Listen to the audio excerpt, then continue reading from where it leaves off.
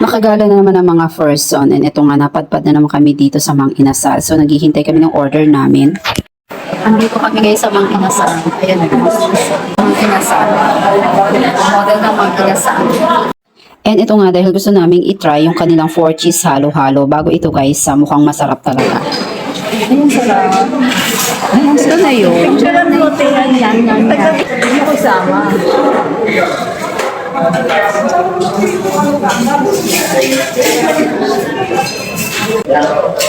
Siguro masarap.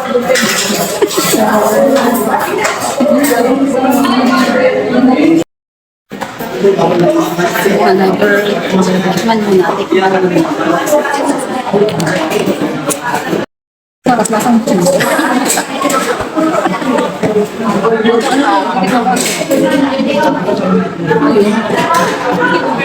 Ano yan? Parang biscuits pa yan. Ikaw, ano masasabi mo? Ano masasabi mo? Parang caramel bar. Caramel. Sarap. Tapos na natin. Tignan natin yung ice cream. Cheesy cream. Ang sarap. Beto to. Ice cream na cheese. Ano ka iba? Ano extension? Ano nila kahit parang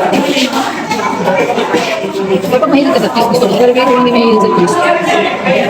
Ano nga to? Cheese con yelo. Cheese con. Bakit naging 4 cheese? Kasi ulit namin cheese ay Hindi ko mahalaman. ice cream. Cheese. Tapos ito. Bakit cheese din? Cheese. Gusto ba isang cheese? Yung ice cream parang kakainin. Ibig na parang ano, parang abandoned building. Yung mga schedule ng hapon, parang dilim no. Parang mamaya, O, di ba, may patrivia pa talaga tong cheese halo-halo ni Mang Inasal. Kahit ako nagtanong ako bakit siya tinawag na 4 cheese.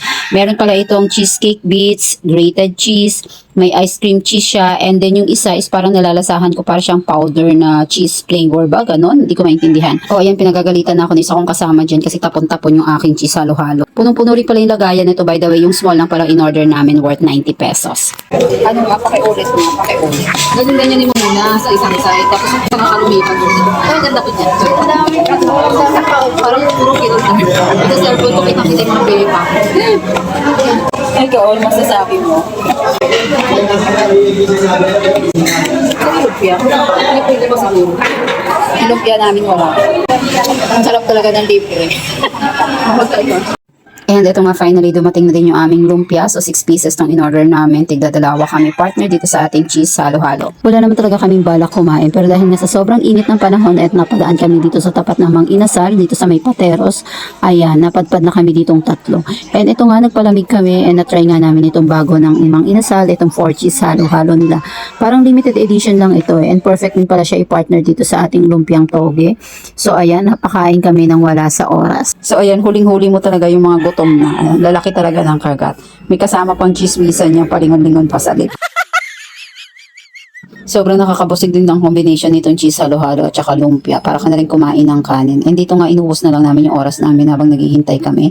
And-enjoy na lang namin and at least natikman na rin namin yung bago ng Mang Inasal, yung ating 4 cheese halo-halo. So kung gusto niyo i-try, syempre mag-visit lang kayo sa Mang Inasal.